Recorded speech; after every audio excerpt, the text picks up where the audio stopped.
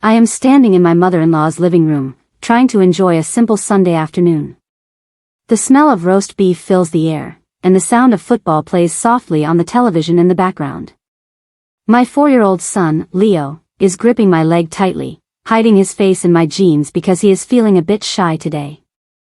Everything seems normal until Jessica Carter clears her throat. The room goes quiet as she leans forward on the floral sofa, her eyes fixed on me with a look of fake pity. "I think someone needs to step in before Claire seriously harms that child," she says, her voice ringing out clearly. My entire body freezes. I can feel the blood draining from my face as the words sink in. I look around the room, expecting someone to laugh or tell her she is being ridiculous, but nobody moves. Then Jessica adds, louder this time, "I've heard her yelling at him. It is emotional abuse, and I can't stay silent anymore." The room goes completely silent now. Every eye in the family lands on me like I am a dangerous person. I feel like a criminal in my own family. Why is she telling them this, and why do they look like they believe her? I try to open my mouth to speak, but my throat feels like it is filled with sand. I want to scream that she is lying, but the shock is too heavy. Before I can find my voice, Jessica cuts me off. She does it gently, tilting her head and putting a hand on her chest like she is the one who is hurting. "Claire, we just want to help you," she whispers. "We know you have been stressed, but taking it out on Leo is not the answer." Her tone is so sweet and concerned that it makes the lies sound like the absolute truth. I look toward my husband, Daniel. I am waiting for him to stand up and tell his sister to stop. I am waiting for him to say that I am a wonderful mother and that this is all a huge mistake. But Daniel doesn't defend me. He doesn't say a single word. He just looks confused and uncertain, shifting his weight from one foot to the other. He avoids my eyes, looking down at the carpet instead. That silence hits me harder than any accusation Jessica could ever make. In that moment, standing in the middle of the room with everyone watching, I realized I had become the accused person in my own home. As the afternoon goes on, I am forced to sit through a dinner where no one will look at me. It is then that I realize this isn't just a sudden moment of drama. This is a pattern. Jessica hasn't just decided to attack me today, she has been preparing for this for a long time. I start to remember all the little things she has said over the last few weeks. I remember her saying, "Claire seems so stressed lately," during a family barbecue. I remember her whispering to my mother-in-law, "I really worry about how the child is doing in that house." At the time, I thought she was just being her usual annoying self. I didn't realize she was planting seeds of doubt in everyone's minds. She was making small, negative comments so that when she finally made a big accusation, everyone would think, "Oh, that makes sense." I noticed she was stressed too. She has been very careful, building this fake version of me piece by piece. She didn't want a quick argument, she wanted a full campaign to ruin my reputation. This wasn't just a misunderstanding. It was a planned attack meant to isolate me from the people I love most. When we finally get home that night, the house feels cold and quiet. I put Leo to bed and make sure he is tucked in safely, then I walk into the kitchen where Daniel is sitting at the table. He is staring at a glass of water like it has the answers to all our problems. My heart is racing because I need to know where he stands. I take a deep breath and ask the question that has been burning in my mind, "Daniel, do you actually believe the things she said today? Do you really think I would ever hurt our son?" He hesitates for a long time. The silence stretches out between us until I feel like I am going to explode. Finally, he sighs and looks up at me. "I don't know, Claire. I just think we should be careful," he says quietly. "Jessica is family, and she wouldn't just make things up for no reason. Maybe you don't realize how loud you get when you're tired." I feel like I've been punched in the stomach. My own husband is siding with his sister over me. He isn't worried about the truth, he is worried about being careful about me. I realize then that Jessica's lies have already reached into my own marriage. Over the next few days, a strange new routine starts to take over our lives. Jessica begins showing up at our house more often, always with a smile and a bag of toys for Leo. She starts volunteering to babysit every time I have an errand to run or a work meeting to attend. "You need the rest, Claire," she says with a fake smile. "Let me take the pressure off you." My mother-in-law and the rest of the family start praising her constantly, calling her helpful and a literal saint for stepping in during this difficult time. The worst part is that it is working. My son starts spending more time with her than he does with me. Whenever I try to play with him, Jessica is there, gently suggesting that he might want to go to the park with her instead. She makes it seem like she is doing me a favor, but I can feel myself being pushed out of my own life. I am being replaced in my own home by a woman who is telling everyone I am a monster. Every time she takes Leo's hand and walks out the door, I feel a piece of my heart breaking. I feel like a guest in my own house, watching my life being stolen. One rainy afternoon, I am sitting on the floor with Leo, trying to build a tower out of wooden blocks. He seems quiet and distracted, not like his usual happy self. I reach out to ruffle his hair, but he flinches just a little bit. It breaks my heart to see him so nervous. Then, he looks at me with big, serious eyes and says something that makes my blood run cold. "Mommy, you shouldn't be mad." "Mommy gets angry a lot," he whispers. I stare at him, my hand frozen in midair. I have never said those words to him, and I certainly haven't been angry with him. I realize that he is repeating something he shouldn't even know. He is a child, he doesn't come up with ideas like, "Mommy gets angry a lot," on his own. Someone has been putting those thoughts into his head. I feel a wave of cold fear wash over me. I know exactly who is talking to him when I am not in the room. Jessica is not just lying to the adults, she is whispering things to my son to make him afraid of me. I wonder what else she is telling him when they are at the park or at her house. She is poisoning his mind against his own mother. That night, I couldn't sleep. I lie in bed and replay every interaction I have had with Jessica over the past few months. I think about the way she talks and the way she moves. I realize that she is a master of manipulation.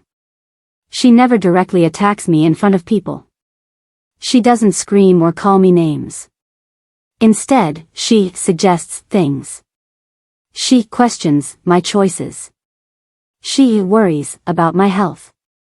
It is all so subtle that if you aren't looking for it, you would never notice how calculated it is. She is like a spider spinning a web. Every small comment is a thread, and now the web is finally finished. She isn't just an emotional person who is worried about a child, she is a strategic person who is trying to take control. I realize that she wants my life. She wants the praise of being the good one, and she wants to be the most important person to Leo and Daniel. She has been very smart about it, but now that I see the pattern, I can't unsee it. She is playing a game, and so far, she is winning. I need to find a way to stop her before the web traps me forever. A few days later, I am at my mother-in-law's house for a quick visit. I forgot my sweater in the kitchen, so I walked back toward the house from the backyard. As I get close to the open window, I hear voices. It is Jessica and my mother-in-law. I stop in my tracks when I hear my name. Jessica is talking about an incident that happened yesterday.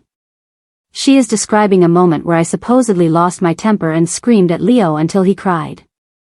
The thing is, that never happened. We were just reading books together all afternoon. Hearing her twist a normal, happy moment into something abusive makes my blood boil.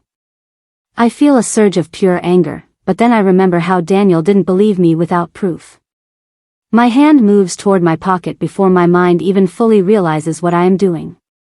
I pull out my phone and hit the record button on the voice memo app. I stand perfectly still by the window, holding my breath, as I capture her voice describing a fake version of my life. I have just captured something she can't take back. For the first time in weeks, I feel like I have a tiny bit of power. When I get back to my car, my hands are shaking so hard I can barely hold the steering wheel. I wait until I am down the street, parked under a large oak tree, before I play the recording back. Hearing her voice through the speakers is chilling. Her voice is so calm and controlled. She doesn't sound like someone who is lying, she sounds like someone who is telling the absolute truth. That is what makes her so dangerous. She has practiced this version of me until she believes it herself. She is building a version of Claire that doesn't exist, a Claire who is unstable, angry, and dangerous to her own son. As I listen to the recording again, I feel a chill run down my spine. She isn't just gossiping anymore. She is creating a narrative that could destroy my life. If people believe this recording, I could lose everything. I could lose my son. I could lose my marriage. How far is she willing to push this? Is she really trying to get my child taken away from me? The thought is so terrifying that I have to pull over and take deep breaths until my heart stops pounding. The situation takes a much darker turn the following weekend. We are all gathered for a family brunch when Jessica brings up the topic of child safety. She looks around the table with tears in her eyes and tells the family that she thinks she may need to report her concerns to the authorities. My stomach drops like a lead weight. My fork clatters against my plate, and the room goes silent. This isn't just gossip or family drama anymore. She is talking about legal action. She is talking about involving the government in my parenting. I look at Daniel, hoping he will finally say this has gone too far. But he just looks pale and scared. He doesn't say no. He doesn't tell her to stop. He just stares at his plate. Jessica is turning her lies into a legal case, and the family is nodding along like she is doing something brave. I feel like the walls are closing in on me. I am being framed for something I didn't do, and the person who should be protecting me is too afraid to speak up. I realize then that I am truly on my own in this fight. I have to find a way to protect myself before she ruins me. I decide right then and there that I am done playing defense. I stop confronting Jessica. I stop trying to explain myself to my mother-in-law. I stop begging Daniel to believe me. If I keep acting desperate and angry, it only makes me look like the unstable person Jessica says I am. Instead, I become very quiet. I start documenting everything. Every time Jessica says something weird, I write it down. I keep a log of every date and time we are together. I carry my phone with me everywhere, ready to record. I am building my own case now. If Jessica is building a story based on lies, then I will build the truth based on evidence. I spend my nights organizing my notes and saving my audio clips to a secure folder. I don't tell Daniel what I am doing because I don't know if I can trust him not to tell his sister. It feels lonely and exhausting to live this way, but I have no choice. I am fighting for my life and my child. For every lie she tells, I am waiting for the perfect moment to show the world who she really is. Over the next 2 weeks, I catch multiple audio clips that are even worse than the first one. In one recording, I hear her coaching Leo on what to say. She is whispering to him, "Tell Daddy that Mommy was mean today, okay? It's our secret." Hearing her manipulate a 4-year-old child makes me feel sick to my stomach. It is the most evil thing I have ever heard. In another clip, she is talking to a friend on the phone, laughing about how easy it is to make everyone believe that I am losing my mind. She is inventing incidents out of thin air and framing me intentionally. She talks about bruises that don't exist and screams that no one heard. This is organized deception. It isn't just a mistake or a misunderstanding, it is a calculated attempt to destroy a person's life for her own gain. Every time I hit the save button on a new recording, I feel a little more confident. I have the proof. I have her own voice convicting her. She thinks she is being so smart, but she doesn't know that I am listening. She thinks she is winning, but the truth is piling up in my pocket. Even though I have proof, things are still getting worse at home. Daniel is spending more and more time talking to Jessica on the phone. She has become his trusted voice. Whenever we have a small disagreement, he goes to her for advice. She tells him that I am acting out because of my instability. She tells him that he needs to be the strong parent for Leo's sake. She is slowly driving a wedge between us, and Daniel is letting her do it. He thinks she is helping him navigate a difficult situation, but she is actually the one creating it. I see them whispering in the corner at family events. I see the way Daniel looks at me with doubt in his eyes. He is losing his trust in me because he is listening to the person who wants to destroy me. It is a slow, painful process to watch your husband turn into a stranger. She is winning him over, making him think that he is the victim of a bad wife. Every day, the distance between us grows larger. I want to show him the recordings right now, but I know I have to wait for the right moment. If I show him now, he might warn her. One morning, Jessica calls for a family meeting. She says it is time for an intervention about my parenting. She tells everyone that things have reached a breaking point and that we need to discuss next steps for Leo's safety. My heart hammers against my ribs when Daniel tells me about it. Everyone agrees, Claire, he says, his voice flat. Even I think we need to talk about this. We can't keep living like this. The fact that my husband agreed to a family intervention against me is the ultimate betrayal. They are preparing to confront me together, like I am a criminal who needs to be handled. They have all been convinced by Jessica's lies, and now they are coming for me as a group. I feel a moment of pure panic. I want to pack my bags and run away with Leo. But I know that would only make me look guilty. I have to stay. I have to face them. Jessica thinks she has me cornered.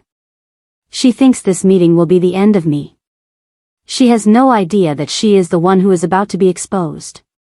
The night before the intervention, I sit in my dark kitchen, listening to the recordings one last time. I hear Jessica's voice, cold and manipulative. I hear my son's confused whispers. I hear her laughing about how she has Daniel right where she wants him. For a second, I almost deleted them. I am scared of the explosion this will cause.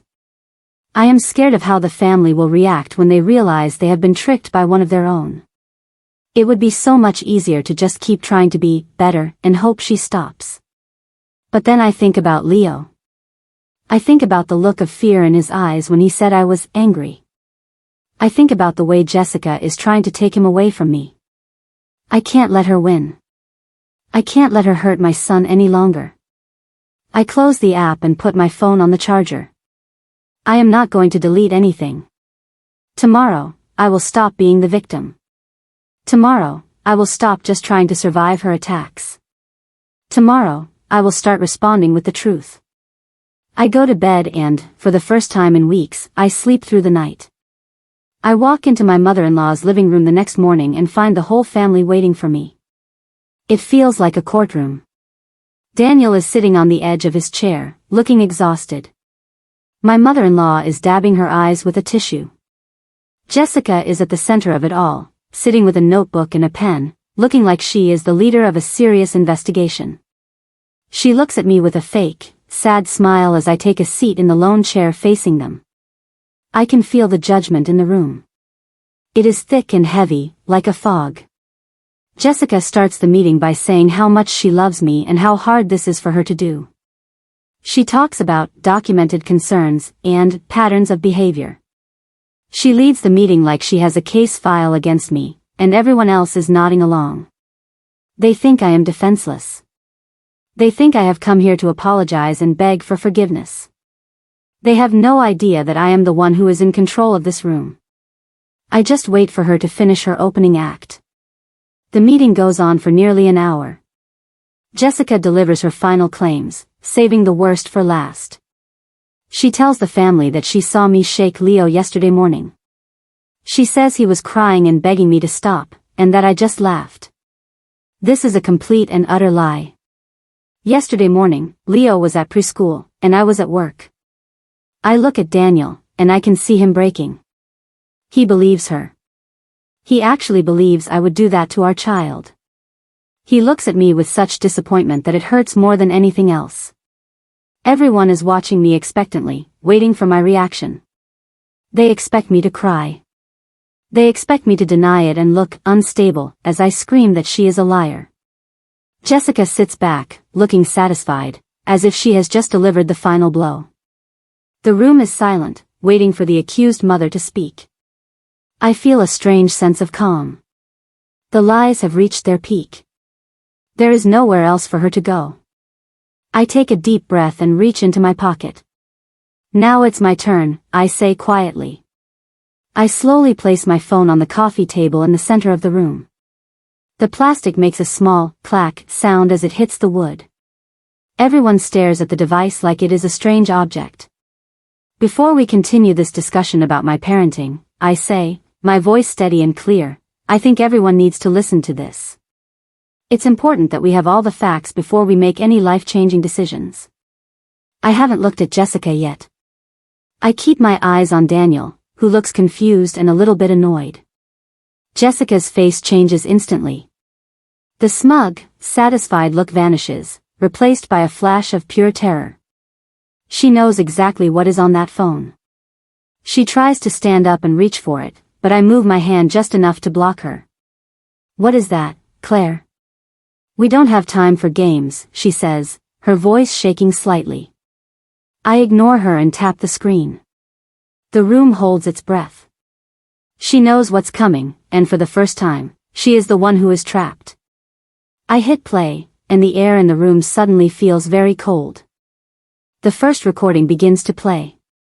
It is the one from the kitchen window. Jessica's voice fills the room, clear and unmistakable. She is talking about how she plans to tweak the truth to make Daniel doubt me. She is laughing as she tells my mother-in-law that I am so easy to frame because I'm always tired. The family gasps. My mother-in-law's hand goes to her mouth. Daniel's head snaps toward his sister, his eyes wide with shock. The calm, manipulative lies are being played back for everyone to hear. The atmosphere in the room completely collapses. The intervention is no longer about me, it is about the voice coming out of the phone. Jessica is frozen in her seat, her face turning a ghostly shade of white. She looks like she wants to disappear into the floorboards. The recording continues, showing exactly how she planned to isolate me. That was only one clip, but it was enough to shatter the illusion she had created. The truth is finally out in the open, and it sounds much different than the story she told. I don't stop at one recording. I play the next one, and the one after that. The room hears her coaching Leo to lie. They hear her laughing with her friend about how she is going to get that woman out of the house. They hear her inventing the very incidents she just described to them minutes ago. The gasps fill the room with every new clip. My mother-in-law is crying now, but not for the reasons she was before. She is crying because she realized she was a part of something terrible. Daniel is staring at the floor, his face bright red with shame. He is hearing his sister's true voice, the voice of a woman who wanted to destroy his family for her own ego. The full exposure is brutal. There is no way for Jessica to explain this away. The recordings are undeniable. They show a strategic, cruel person who used a child as a weapon. By the time the last recording ends, the room is silent again, but the silence is different now. The truth is undeniable, and the web Jessica spun has finally caught her instead of me.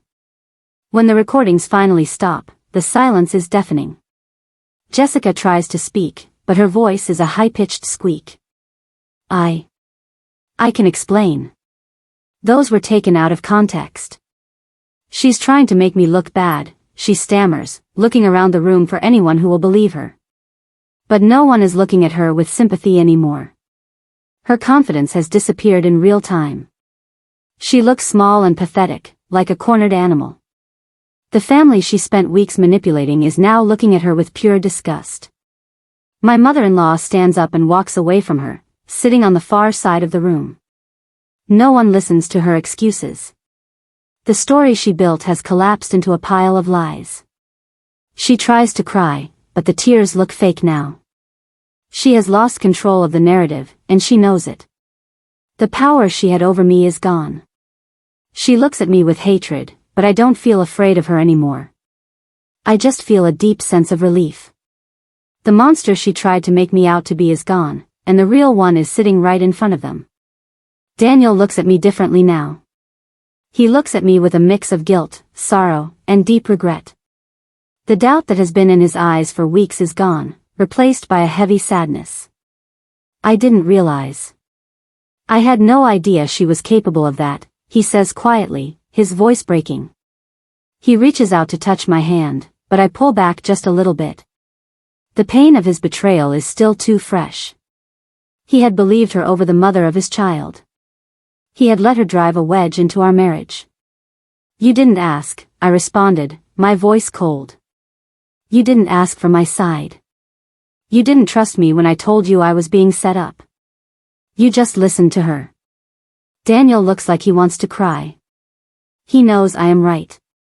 Trust doesn't just return instantly because a recording is played.